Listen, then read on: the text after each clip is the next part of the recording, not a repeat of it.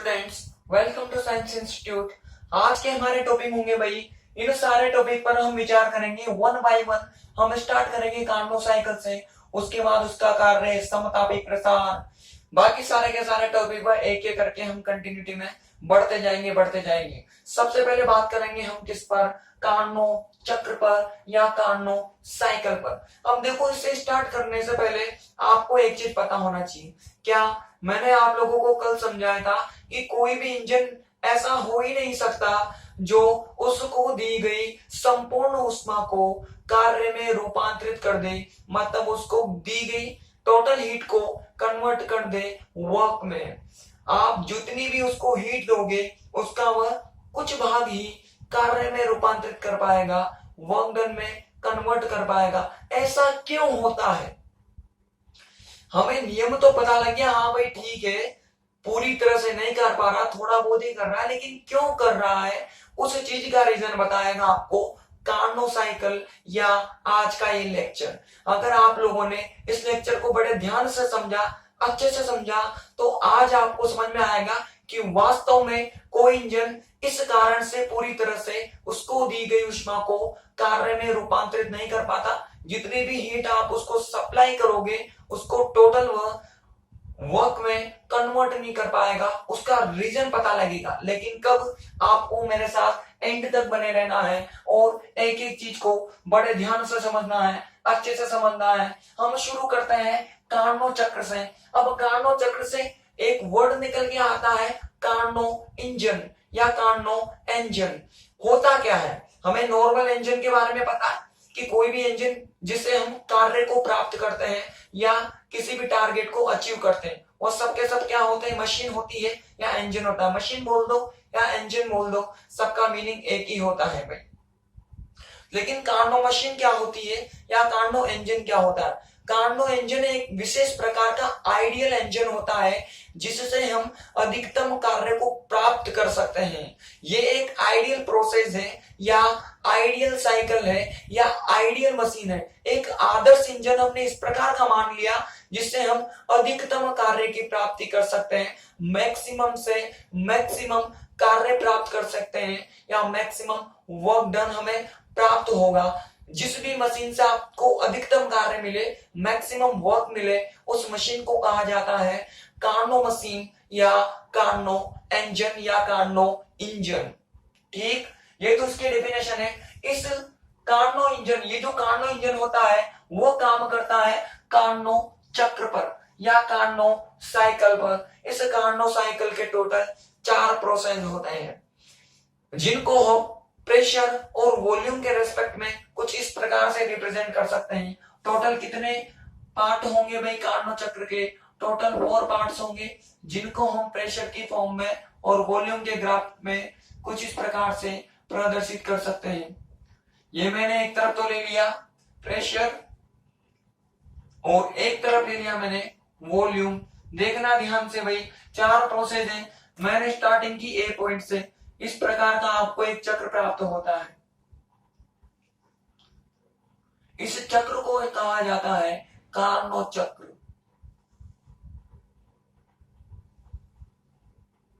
ठीक, ये A point, ये बी पॉइंट, ये C point and this is D point. ये ए बी सी और ये हो जाएगा डी पॉइंट।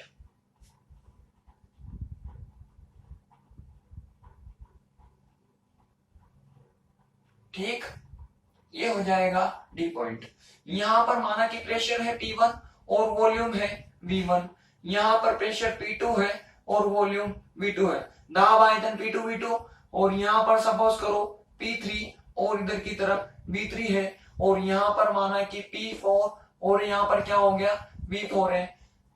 ये कहां से कहां की तरफ जाएगा? A से B के पास जाएगा, B से C के पास, C से D के पास और D से A के पास। मतलब पहले P1 V1 कर दिया, फिर P2 V2 कर दिया, फिर P3 V3 कर दिया, फिर P4 V4 और P4 V4 को वापस कन्वर्ट कर दिया P1 V1 में, मतलब इनिशियल कंडीशन में कन्वर्ट कर दिया।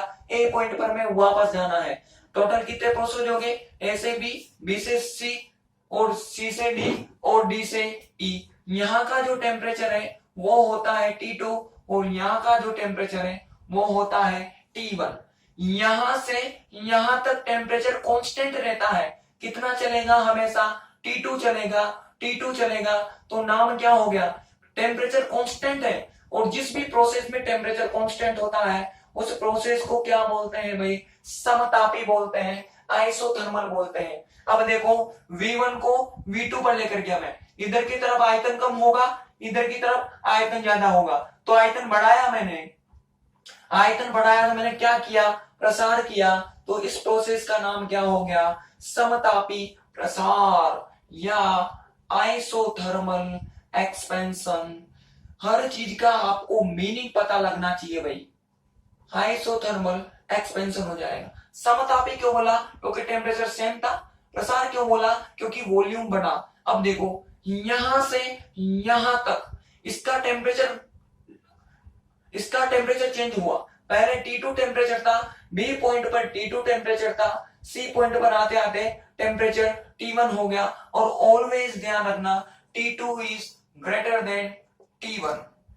आ गई बात समझ में, मतलब पहले ताप ज्यादा था, फिर बाद में ताप घट गया, ताप में डिक्रीज हुई, टेम्परेचर में कमी हुई। जो यहां से यहां तक का प्रोसेस होता है, इसमें तंत्र ने जो कार्य किया, देखो ये V2 है, अगर V2 को मैं खींचने जाऊंगा तो मुझे यहां पर मिलेगा कहीं, और V3 मुझे कहां पर मिलेगा, यहां पर। मतलब यहां से यहां गया है वॉल्यूम, तो वापस वॉल्यूम में वृद्धि हुई, डिक्रीज मतलब इंक्रीज हुई। तो वॉल्यूम में जब भी इंक्रीज होती तो वापस यहां से जो यहां तक का है उसको भी क्या बोलोगे आप, प्रसार बोलोगे। लेकिन टेम्परेचर चेंज हो गया तो उसका नाम समतापी प्रसार तो बिल्कुल होगा ही नहीं।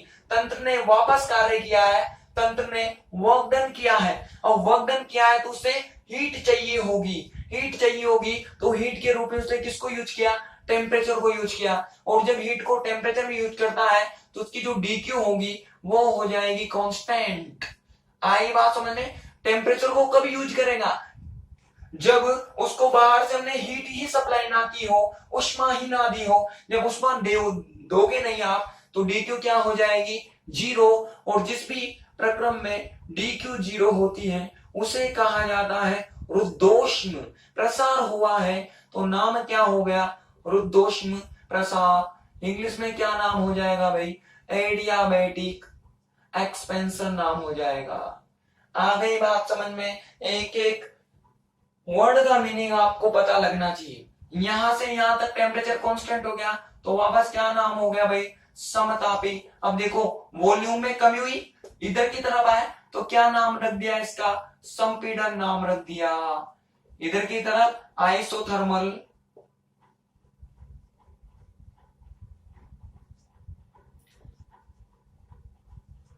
कंप्रेशन।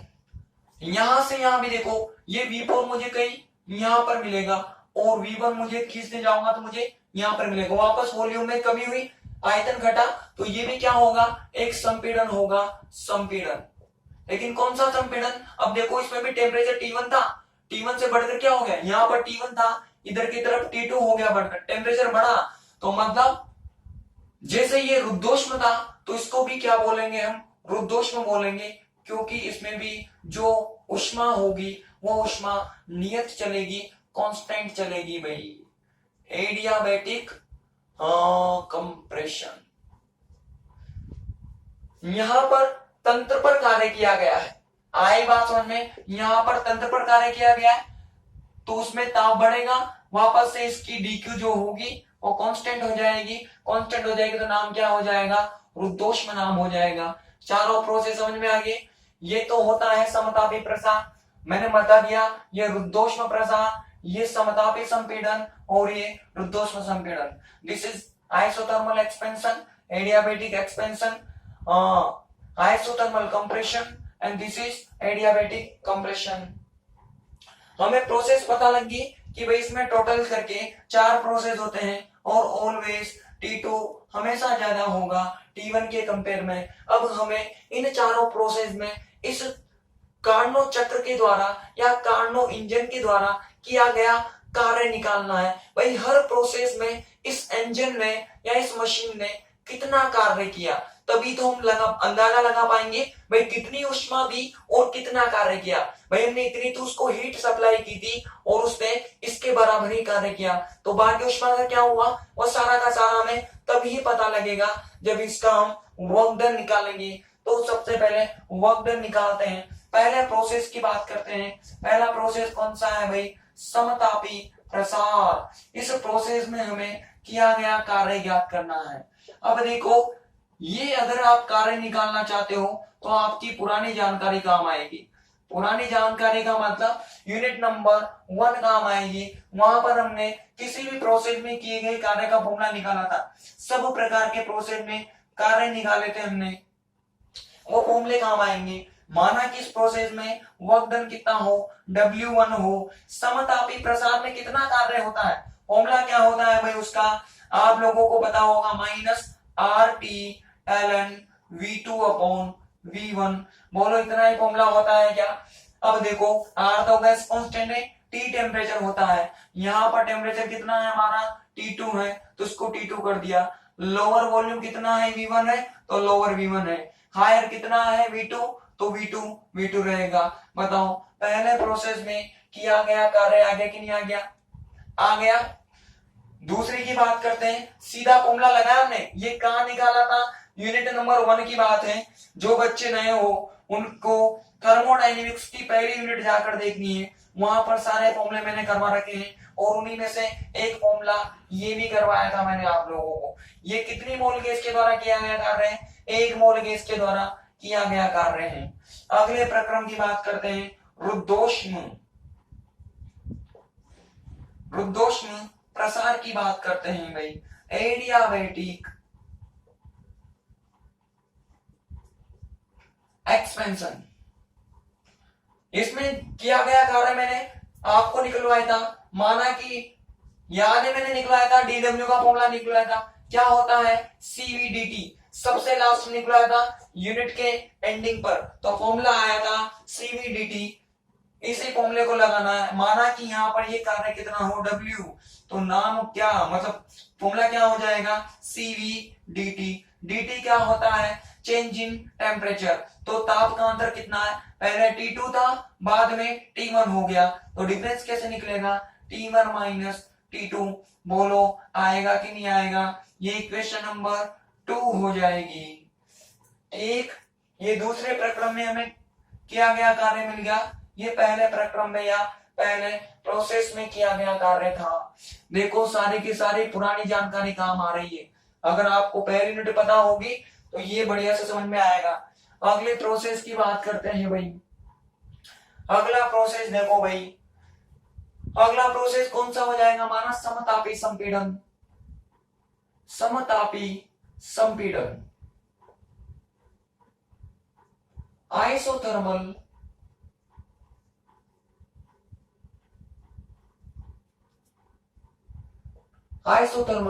कंप्रेशन।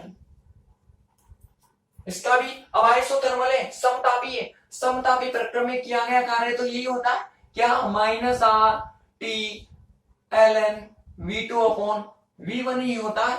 इसी से रिप्रेजेंट करते हैं हम, चाहे संपीड़न हो या प्रसार हो। अब देखो माना कि इस प्रक्रम में किया गया कार्य W3 हो, R तो R है, यहां से यहां तक टेम्परेचर कितना है, T1 है, तो ये T1 लगा दिया। लोअर वॉल्यूम कितना है, V3, तो यहाँ पर ये V3 लगाया। हायर वॉल्यूम कितना है भाई, V4, मतलब पहले वाला वॉल्यूम कितना है, V3, और कहां से कहां गया प्रोसेस, ये V3 से V4 पे गया, तो यहाँ पर ऊपर की तरफ क्या आ जाएगा भाई, V4 आ जाएगा। पता है ना, अपर माइनस लोअर लिमिट, जब लिमिट लगाओगे आप तो कहां से कहां आएगी, V3 से लेकर के V4 तक आएगी। तो लिमिट पुट करोगे तो V4 अपॉन V3 होगा, सेम टू सेम उसी फॉर्मूले की तरह। जैसे यहाँ पर कहां से कहां गए थे हम, V1 से V2 गए थे, तो V2 अपॉन V1 आ गया। ऐसे V3 से V4 पर जाएंगे तो क्या आ जाएगा, V4 अपॉन V3 आ जाएगा। बिल्कुल सेम टू सेम है, लिमिट हमने बदल दी क्योंकि प्रोसेस भी बदल गया, और ये हो जाएगी इक्वेशन नंबर 3 हो जाएगी। ये थर्ड प्रोसेस हो गया। लास्ट प्रोसेस की बात करते हैं, कौन सा है भाई, रुद्धोष्म संपीड़न प्रोसेस। रुद्धोष्म संपीड़न, एडियाबैटिक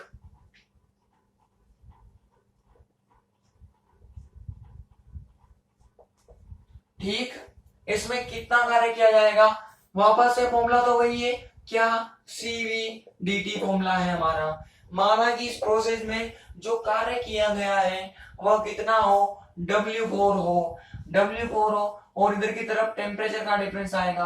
अब बताओ T1 से बढ़कर कितना हो गया, T2 हो गया। तो क्या करते हैं, फाइनल माइनस अब इनिशियल, यही तो करते हैं ना। तो यहां पर क्या हो जाएगा भाई, T2 माइनस T1, यहां भी वही किया था, ये तो इनिशियल था, ये फाइनल था, तो फाइनल माइनस इनिशियल कर दिया, ये इनिशियल है, ये फाइनल है, तो वापस फाइनल माइनस इनिशियल कर दिया, अंतिम माइनस प्रारंभिक, यही तो करते हैं हम हमेशा। ये क्वेश्चन नंबर और हो जाएगी। बोलो चारों प्रोसेस में किया गया कार्य आ गया, कुल कार्य निकालना है तो चारों को जोड़ दे, तब कुल कार्य, कुल कार्य, then total work, then total work कितना आएगा भाई, माना कि टोटल वर्क W हो, तो यहां से W1 plus W2 plus W3 plus हमने W4 कर दिया। सारे फॉर्मूला की वैल्यू आप पुट कर दो भाई। अब मैं इसको रब कर रहा हूं क्योंकि मुझे स्पेस चाहिए।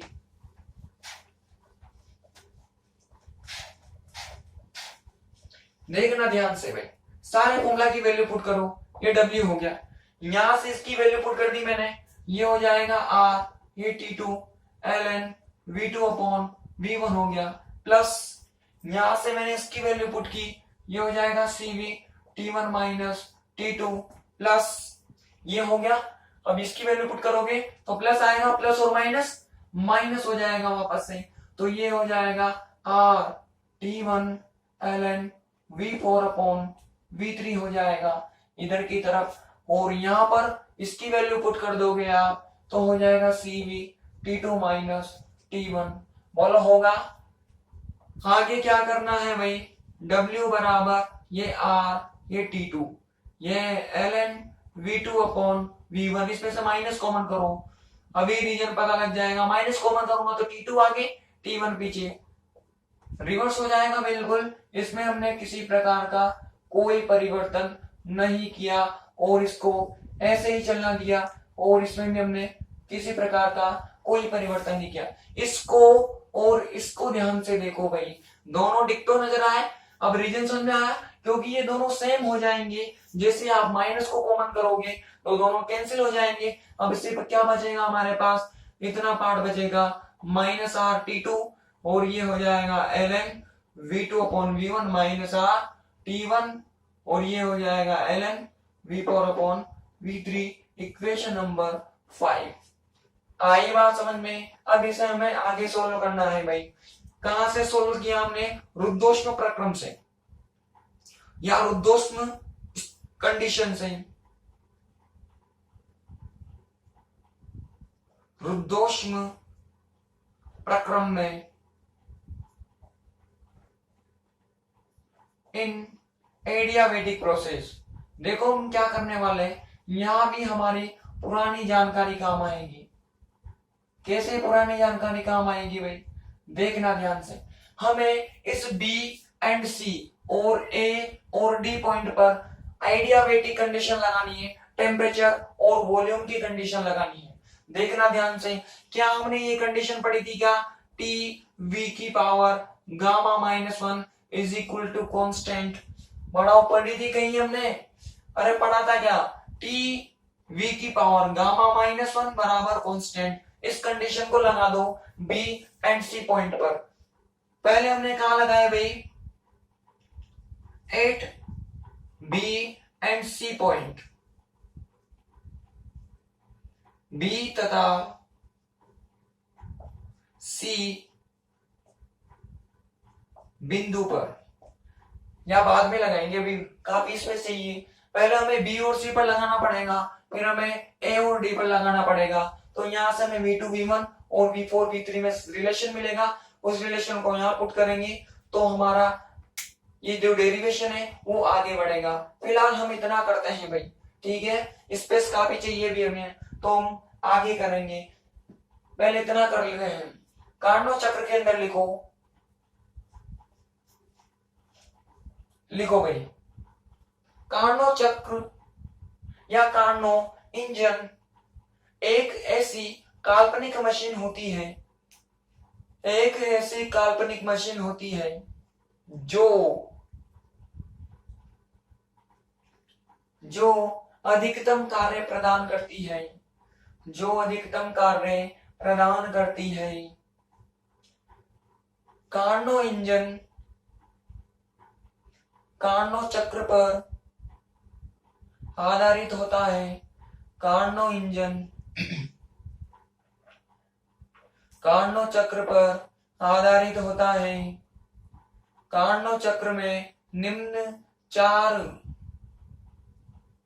कार्नो चक्र में निम्न चार प्रक्रम होते हैं, निम्न चार प्रक्रम होते हैं। डायग्राम बनाओ ये वाला, जल्दी बनाओ, आप लोग लिखो। Carnot machine is a ideal machine. Carnot machine is an ideal machine which provides maximum work, diagram बनाओ। डायग्राम के नीचे लिखो भाई, बनाना है कैसे पता आपको, वीडियो पॉज करके लिखो इसके नीचे। उपरोक्त प्रक्रमों में किए गए कार्य को निम्न प्रकार से ज्ञात किया जा सकता है। उपरोक्त प्रक्रमों में किए गए कार्य को निम्न प्रकार से ज्ञात किया जा सकता है, ज्ञात किया जा सकता है। नंबर 1 लिखो भाई, समतापी प्रसार या आइसोथर्मल एक्सपेंशन। आप लोग भी लिख लो इसके नीचे। Work done in above processes can be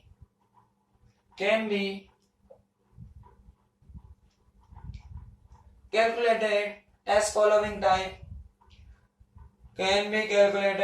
following type, number 1 लिखो आइसोथर्मल एक्सपेंशन।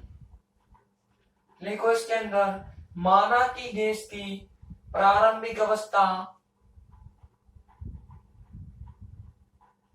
P1 V1 है, माना कि गैस की प्रारंभिक अवस्था P1 V1 है तथा ताप T2 है। ए बिंदु से बी बिंदु तक गैस का आयतन बढ़ाया जाता है,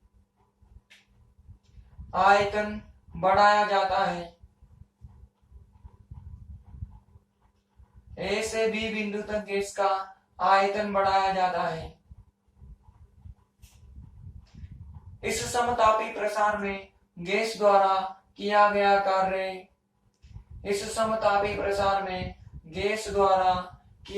कार्य, इक्वेशन नंबर 1 कर लो भाई, इक्वेशन नंबर 1 कर लो।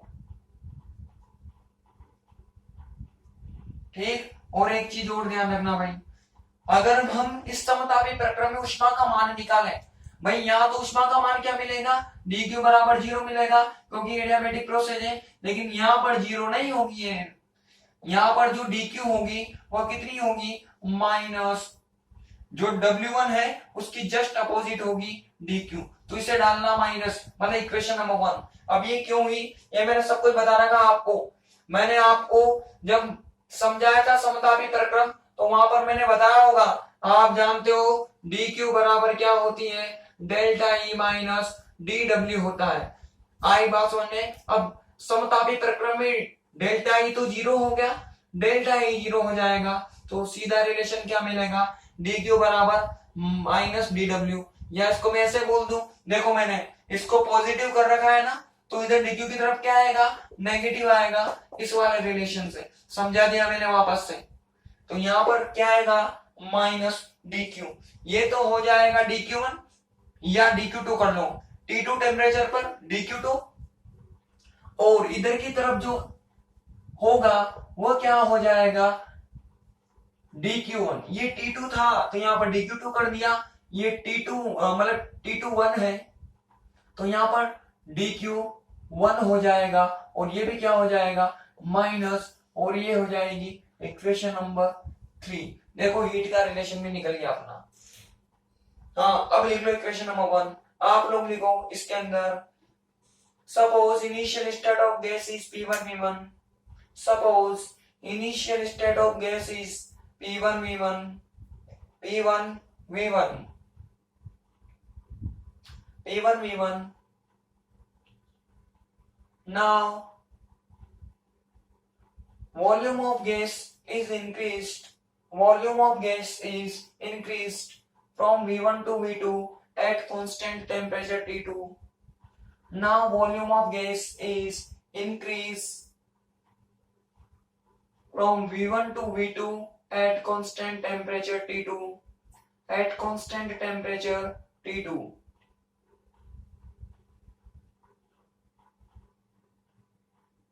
At constant temperature T2.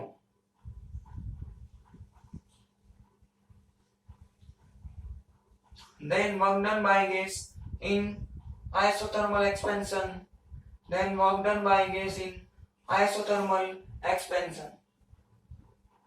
Equation number 1 कर लो भाई। आप लिखो दूसरा वाला, रुद्धोष्म प्रसार एडियाबैटिक एक्सपेंशन। इसके अंदर लिखो, अब गैस का आयतन V2 से बढ़ाकर V3 कर दिया जाता है। अब गैस का आयतन V2 से बढ़ाकर V3 कर दिया जाता है, जिससे ताप T2 से घटकर T1 हो जाता है, जिससे ताप T2 से घटकर T1 हो जाता है। अतः रुद्धोष्म प्रसार में गैस द्वारा किया गया कार्य, रुद्धोष्म प्रसार में गैस द्वारा किया गया कार्य। इक्वेशन 2 कर लो भाई। आप लोग लिखो adiabatic expansion. Now volume of gas is increased, volume of gas is increased from V2 to V3, from V2 to V3. Due to this, temperature becomes T2 to T1. Due to this, temperature becomes T2 to T1. Then work done by gas in adiabatic expansion. Then work done by gas in adiabatic expansion. Equation 2 कर लो भाई। Equation 2,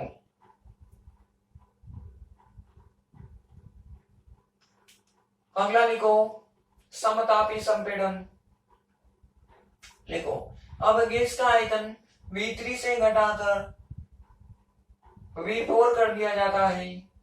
अब gas का आयतन V3 से घटाकर V4 कर दिया जाता है,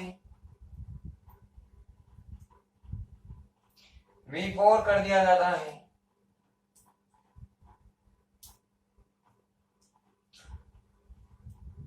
तब गैस द्वारा समतापी संपीड़न में किया गया कार्य, गैस द्वारा समतापी संपीड़न में किया गया कार्य, समतापी संपीड़न में किया गया कार्य। इक्वेशन 3 कर लो। आप लोग लिखो isothermal compression. Now volume of gas decreased from, volume of gas decreased from V3 to V4 at constant volume T1.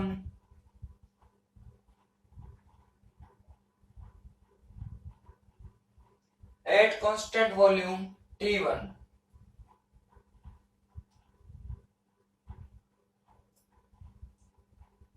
Then work done by gas in isothermal compression. Then work done by gas in isothermal compression. Equation number 3, अगला लिखो रुद्धोष्म संपीड़न। अब gas का आयतन V4 से घटाकर पुनः V1 कर दिया जाता है। अब गैस का आयतन V4 से घटाकर पुनः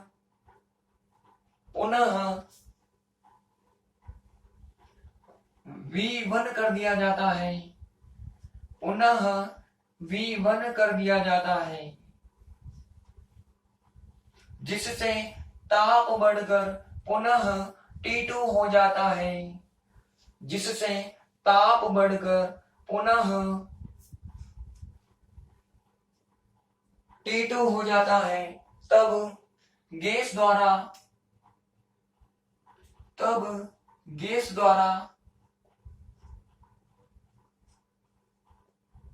रुद्धोष्म संपीड़न में किया गया कार्य, तब गैस द्वारा रुद्धोष्म संपीड़न में किया गया कार्य।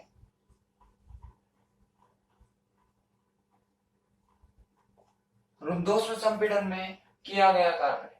इक्वेशन नंबर 4 से पूरा कर लो नीचे तक। हाँ आप लोग लिखो, now volume of gas is decreased from V4 to V1 due to this temperature becomes T1 to T2, due to this temperature becomes T1 to T2. Then work done by gas in adiabatic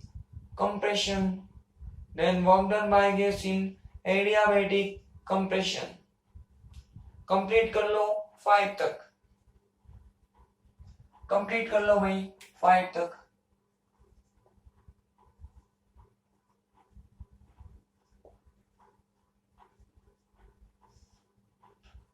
complete कर लो।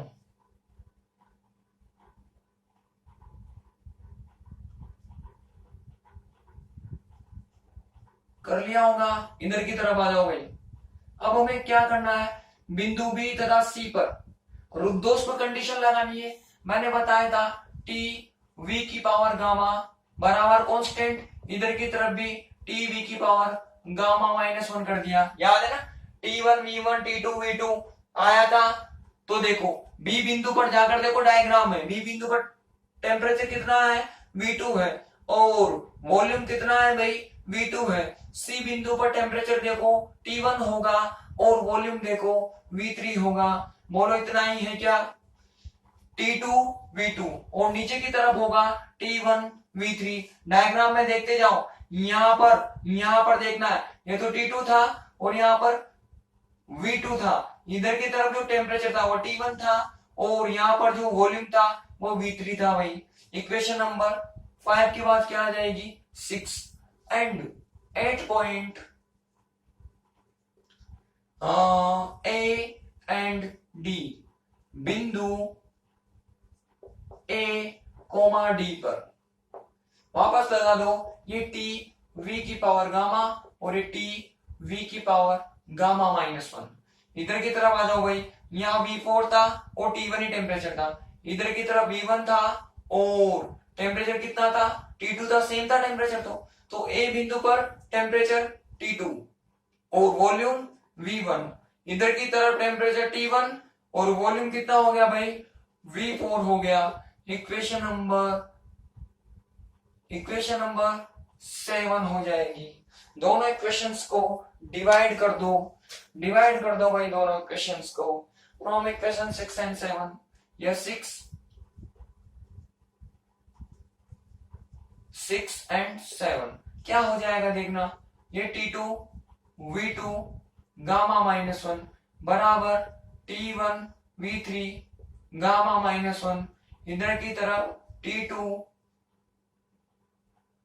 V1 gamma -1, ये बराबर को मैं ऐसे कर दूं, इधर की तरफ इधर और इधर की तरफ इधर, T1 और ये V4 गामा -1, T1 से T1 T2 से T2, ये गामा माइनस वन से ये गामा माइनस वन, ये गामा माइनस वन से ये gamma minus one.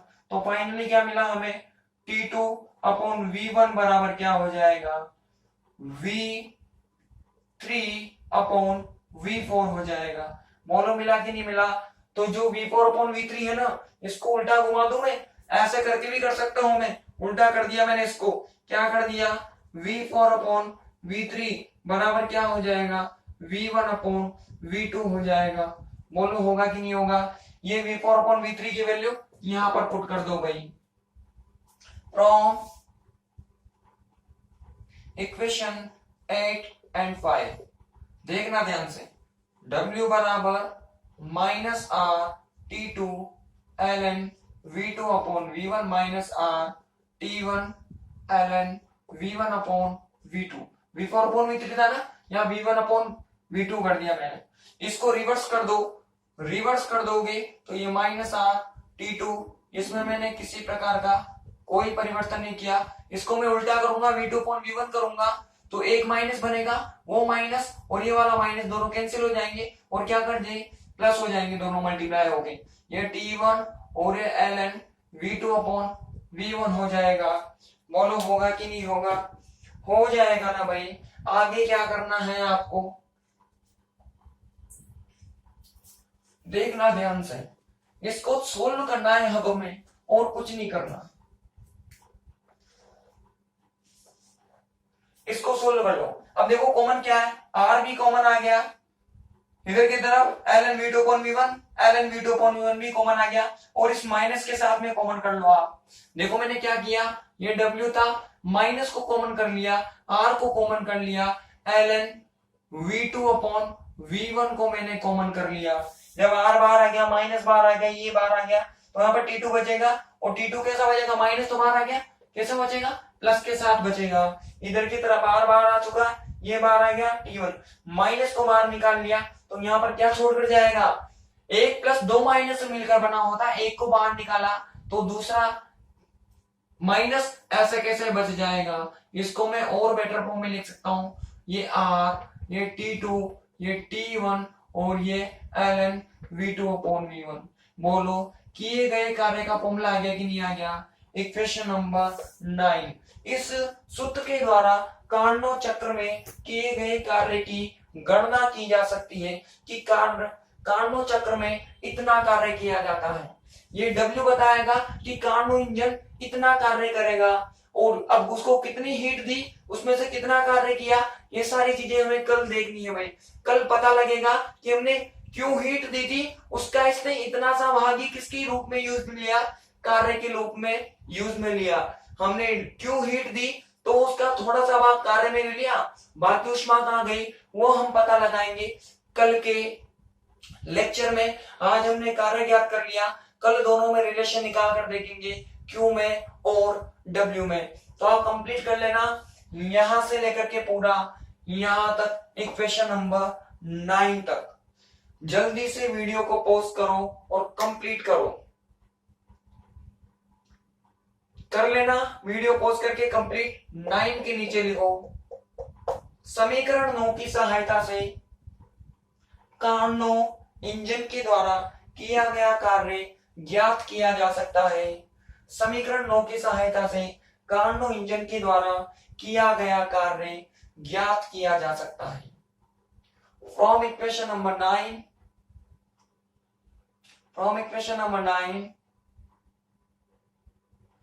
work done by Carnot